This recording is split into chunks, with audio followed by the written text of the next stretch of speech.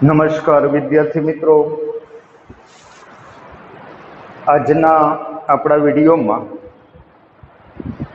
ધોરણ 12 એસપી વિભાગમાં પ્રકરણ નંબર 6 કંપનીની સભાઓમાં પ્રશ્ન નંબર 11ની ચર્ચા કરીએ છીએ।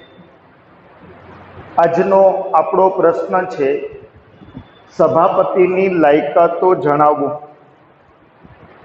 અગાઉ આપણે સભાપતિના સંદર્ભમાં ચર્ચાઓ કરી હતી કે જ્યારે કોઈ કંપની કોઈ પણ પ્રકારની સભા બોલાવે તો સભાનું કામકાજ વ્યવસ્થિત રીતે શાંતિપૂર્વક થઈ શકે તે માટે સભા સંચાલન માટે અધ્યક્ષની એટલે કે સભાપતિની નિમણૂક કરવી કાયદાની દ્રષ્ટિએ ફરજિયાત છે।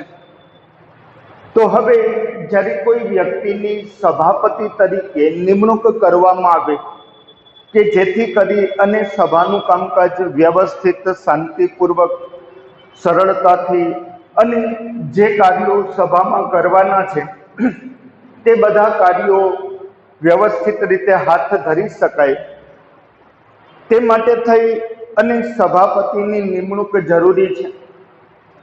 તો હવે પ્રશ્ન એ છે કે જે વ્યક્તિની સભાપતિ તરીકે નિમણૂક કરવામાં આવે તે વ્યક્તિ કઈ કઈ લાયકાત ધરાવતો હોવો જોઈએ।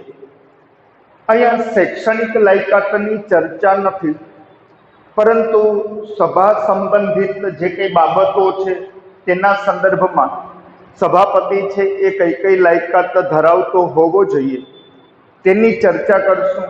7 મુદ્દાઓની આપણે ચર્ચાઓ કરવાની છે લાયકાતના સંદર્ભમાં।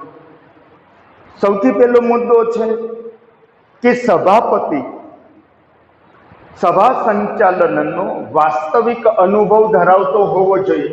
એટલે કે જે વ્યક્તિને સભાપતિ તરીકે નિમણૂક કરવામાં આવે તે વ્યક્તિને સભા સંચાલન સંબંધિત બાબતોનો અનુભવ હોવો જરૂરી છે। વાસ્તવિક રીતે વ્યક્તિ અનુભવ ધરાવતો હશે તો સભા સંચાલનનું કાર્ય છે એ સારી રીતે કરી શકશે। તો સૌથી પહેલી બાબત છે એ સભા સંચાલનનો વાસ્તવિક અનુભવ હોવો જરૂરી છે। નંબર 2, સભાપતિ પોતાની સત્તાઓ, ફરજો અને જવાબદારીઓની જાણકારી ધરાવતો હોવો જોઈએ। એટલે કે સભાપતિને એ બાબતની જાણકારી હોવી જોઈએ કે સભાના સંદર્ભમાં પોતે કઈ કઈ સત્તાઓ ધરાવે છે, પોતાની ફરજો કઈ કઈ છે, પોતાની જવાબદારીઓ શું છે, તો તેના સંદર્ભમાં સભાપતિને જ્ઞાન હોવું જરૂરી છે। એટલે કહેવાનો અર્થ એ છે સભાપતિ સભા સંચાલન સંબંધિત બાબતોની અંદર સત્તા, ફરજો અને જવાબદારીઓ વિશે પોતે જાણકારી ધરાવતો હોવો જોઈએ અથવા તો તેનું જ્ઞાન છે એ સભાપતિમાં હોવું જોઈએ। ત્યાર પછી સભા સંચાલન માટે નિયમન પત્રની જોગવાઈઓ અને અન્ય જે કાયદાકીય જોગવાઈઓ છે તેની જાણકારી હોવી જરૂરી છે। વ્યક્તિ જેટલો કાયદાનો જાણકાર વધુ હશે સભા સંચાલનનું કાર્ય છે એટલું જ સારી રીતે કરી શકશે। જો નિયમોની જાણકારી નહીં હોય તો કાયદાકીય મુશ્કેલીઓ છે એ વધવાની શક્યતાઓ રહેતી હોય છે। તો સભાપતિ માટે જરૂરી છે કે કંપનીના નિયમન પત્રની જે કંઈ જોગવાઈઓ છે તેની જાણકારી હોવી જોઈએ। અન્ય જે કાયદાકીય બાબતો છે તેની જાણકારી છે એ સભાપતિને હોવી જરૂરી છે। ત્યાર પછી સભાપતિ તરીકે જે વ્યક્તિની નિમણૂક કરવામાં આવે તેનું વ્યક્તિત્વ સ્વચ્છ અને પ્રભાવશાળી હોવું જોઈએ। કારણ કે સારા સંચાલન માટે પ્રભાવશાળી વ્યક્તિત્વ છે એ ખૂબ જ જરૂરી છે। કારણ કે અનેક લોકો સભામાં હાજર રહેતા હોય છે, સભાની કામગીરીમાં ભાગ લેતા હોય છે, તો જરૂરી છે કે સભાપતિ પ્રભાવશાળી વ્યક્તિત્વ ધરાવતો હશે તો બીજાને પ્રભાવિત કરી શકશે અને પોતાની કામગીરી પણ પ્રભાવશાળી રીતે કરી શકશે। તો જરૂરી છે કે તેનું વ્યક્તિત્વ સ્વચ્છ હોય અને પ્રભાવશાળી વ્યક્તિત્વ ધરાવતો હોવો જોઈએ। આ ઉપરાંત સભાપતિ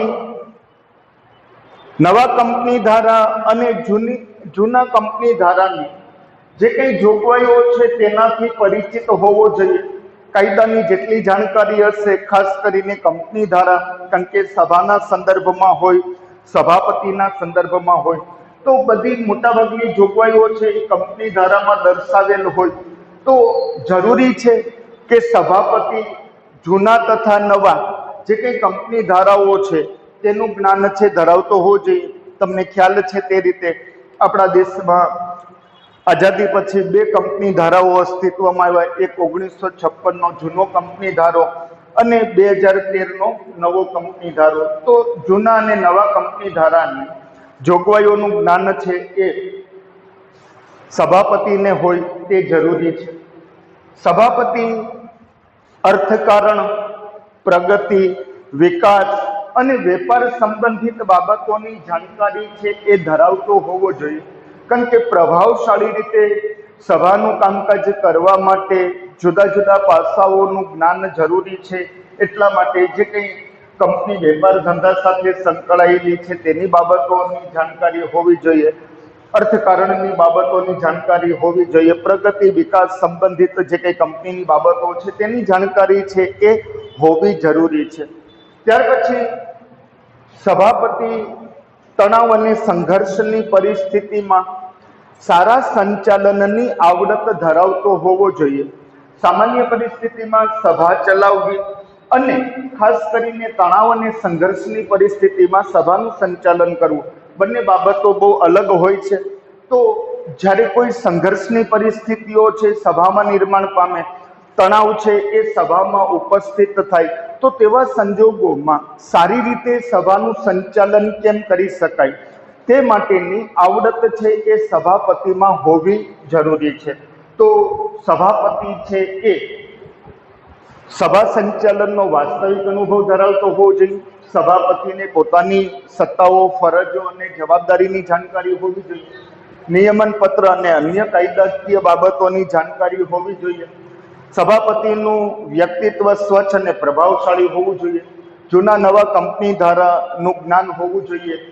અર્થકારણ, પ્રગતિ, વિકાસ, વેપાર સંબંધિત બાબતોની જાણકારી હોવી જોઈએ અને સંઘર્ષ અને તણાવની પરિસ્થિતિમાં સારા સંચાલનની આવડત છે એ સભાપતિમાં હોવી જરૂરી છે।